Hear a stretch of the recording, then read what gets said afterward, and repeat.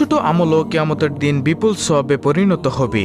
তাই ছোট বড় কোনো আমল ও সৎ কাজকে অবহেলা করা উচিত নয়। তাহলে চলুন এক এক প্রত্যেকটি দোয়া ও জিকিরের কথা আপনাদের সামনে তুলে ধরি। প্রিয় দর্শক, কাজের ফাঁকে ফাঁকে অবসর সময় আপনি করতে পারবেন আজকের ভিডিওতে এমন 10টি জিকিরের মধ্যে সর্বপ্রথম জিকিরটি হলো আল্লাহুম্মা ইন্নী আসআলুকাল আফিয়া ফিদ দুনিয়া ওয়াল আখিরা।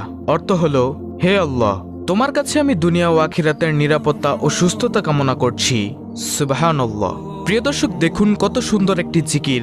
আল্লাহুম্মা ইন্নী আসআলুকাল আফিয়া ফিদ দুনিয়া ওয়াল আখিরা। হে আল্লাহ, তোমার কাছে আমি দুনিয়া ও আখিরাতের নিরাপত্তা ও সুস্থতা কামনা করছি। সুবহানাল্লাহ।